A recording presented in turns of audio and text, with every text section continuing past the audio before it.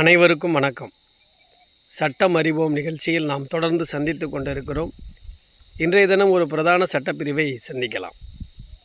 ஒரு மனிதனுக்கு இந்திய அரசியலமைப்பு சட்டம் இந்தியாவிலே வாழ்வியல் உரிமையை, வாழ்வாதார உரிமையை, தனிப்பட்ட சுதந்திரத்தை வழங்கியிருக்கிறது.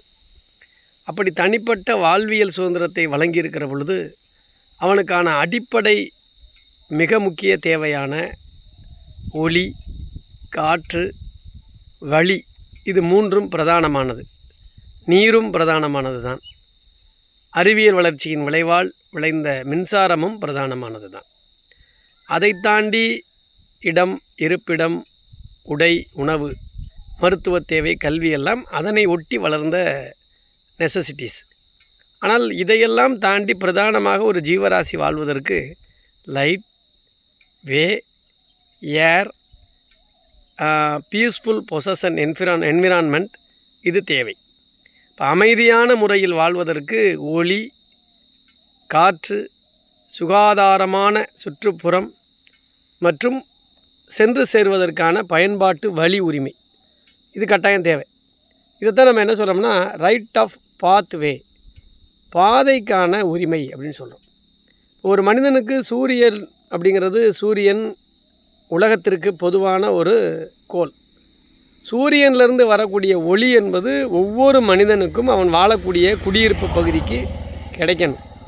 அப்போ அந்த ஒளியை யாரும் என்ன செய்ய முடியாது, சன்சைடு போட்டு மறைச்சி வைக்க முடியாது. அப்போ அந்த ஒளியை யாரும் மறைக்க முடியாது. இப்போ லைட்டை வந்து யாரும் மறைக்க முடியுமா? மறைக்கக்கூடாது, மறைக்க முடியாது. பட் ஆனால் யாரும் மறைக்கக்கூடாது. அதே போல் ஏர், சுகாதாரமான ஏர், அதை வந்து நம்ம எல்லோருக்குமே கொடுக்கணும். அதையும் யாரும் தடுக்க முடியாது, தடுக்கக்கூடாது.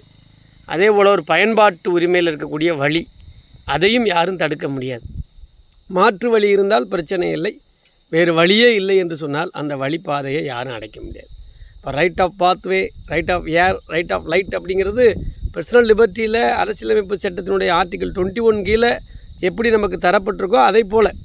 சரி, இதற்கு ஒரு பிரத்யேகமான ஒரு சட்டம் இருக்கா அப்படின்னா இருக்கிறது. 1882ஆம் ஆண்டு இந்தியன் ஈஸ்மெண்ட் ஆக்ட், இந்திய பயன்பாட்டு உரிமை சட்டம் அல்லது இந்திய வசதி உரிமை சட்டம், நீடானுபவத்தின் கீழாக விளைகிற உரிமை சட்டம் அப்படின்னு சொல்கிறாங்க. 1882னா பிஃபோர் இண்டிபெண்டன்ஸ். நமக்கு இண்டிபெண்டன்ஸ் வந்து 1947. பிஃபோர் இண்டிபெண்டன்ஸில் இந்த ஆக்ட் இருக்குது. ஸோ அப்போ ஒரு நபர் ஒரு வீடு கட்டி வாழ்கிறாரு அப்படின்னா அந்த வீட்டுக்கு செல்வதற்கான பாதை என்பது கட்டாயம். அந்த வீட்டிற்கான ஒளி, லைட் என்பது கட்டாயம். அந்த வீட்டிற்கான ஏர், காற்று என்பது கட்டாயம். இதை மூணையும் தனிநபரோ சர்க்காரோ தடுக்க முடியாது. அப்போ ஒரு நபர் நடுவில் வீடு அமைஞ்சு வச்சு சுற்றி அடுத்தடுத்தவங்களுக்கு வீடு அமைஞ்சு வச்சுன்னா எல்லாரும் பாதையை அடைச்சிட்டு அவர் வீட்டுக்கு போக முடியாமல் இருக்க முடியுமா? பட்டா நிலமாகவே இருந்தாலும் அட்ஜசன்ட்டில் யார் குடியிருக்காங்களோ அவர்கள் அந்த நடுவில் அமைந்திருக்கிற வீட்டுக்கு பாதை கொடுத்தே ஆக வேண்டும். அதனால தான் மனை இடப்பிரிவில் இப்போ ப்ராம்ப்டாக பாதையை தெளிவாக நம்ம கொடுக்குறோம். ஒரு காலத்தில் அப்படி கட்டியிருக்க மாட்டாங்க. புஞ்ச நஞ்சையில் கிராமத்தில் எங்கனையா ஒரு இடத்துல வீட்டை கட்டியிருப்பாங்க. அடுத்து பக்கத்தில் இருக்கிற புஞ்ச நஞ்சை நடத்துக்கார அதை வந்து அடைச்சிடுவாங்க, வேலி அவங்க இடத்த. அப்போ போகிறதுக்கு வழி இல்லாமல் இருக்கும். அப்போ அந்த வழியை கேட்டு எங்கே போக முடியும்? ஈஸ்மெண்ட் ரைட்டு பிரகாரம், பயன்பாட்டு உரிமை சட்டத்தின் பிரகாரம் அவர் உரிமையியல் நீதிமன்றம், சிவில் கோர்ட்டை நாடி தனக்கு இந்த வயலுக்கு, இந்த வீட்டுக்கு போகிறத நான் 20 ஆண்டு காலமாக இந்த தனிநபர் பட்டா நிலத்தின் வழியாக தான் நான் போனேன். 20 ஆண்டு காலம் எனக்கு இந்த வசதி உரிமை கையில் இருந்தது. 20 ஆண்டு காலத்துக்கு மேலாக பயன்பாட்டு உரிமை என் கையில் இருக்குது. இப்போ எனக்கு இந்த நீங்கள் வசதி உரிமை இந்த சட்டத்தின் கீழாக பெற்றுத்தரணும்னு சொல்லி அவர் சிவில் கோர்ட்டில் போடலாம். சரி, அதுவே அவர் போன பாதை அரசாங்க இடமா இருந்தால் 30 ஆண்டுகளுக்கு மேலாக நான் அரசாங்க இடத்தை பயன்படுத்தினேன், அப்போ எனக்கு இந்த வசதி உரிமையின் கீழே இது வருது, எனக்கு இந்த பாதையை பெற்றுத்தாங்கன்னு சொல்லி அதுக்கும் சிவில் கோர்ட்டுக்கு போகலாம். இப்போ ப்ரைவேட் ப்ராப்பர்ட்டிக்கு எதிராக 20 ஆண்டுகள் அனுபவம் இருக்கணும். கவர்மெண்ட் ப்ராப்பர்ட்டிக்கு எதிராக 30 ஆண்டுகளுக்கு மேலான அனுபவம் இருக்கும் பொழுது ஒரு தனிநபர், தனியார் சொத்தாக இருந்தாலும் அரசாங்க சொத்தாக இருந்தாலும் அதில் வசதி உரிமையின் அடிப்படையில் பாதை கேட்டு பெற முடியும். இதற்கான சிறப்பு சட்டம்தான் இந்தியன் ஈஸ்மெண்ட் ஆக்ட் 1882. இன்றைக்கி பல கிராமத்தில் பல இடங்களில் பாதை இல்லாமல் ஒரு மின்கம்பம் ஊண்டுவதற்கு கூட தடுக்கப்படக்கூடிய நிலைமை. குடிநீர் குழாய் போகிறத கூட சில பேர் தடுப்பாங்க. மின்கம்பத்தோட ஒயர் அந்த பிளாட் மேலே போனால் கூட சில பேர் வெட்டி விடுவாங்க.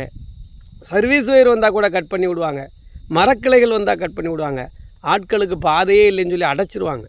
இப்படியெல்லாம் நம்ம கவர்மெண்ட் செஞ்சதையும் பார்த்துருக்கோம், ப்ரைவேட் செஞ்சதையும் பார்த்துருக்கோம். ஆனால் இனிமேல் நீங்கள் கவலைப்படக்கூடாது.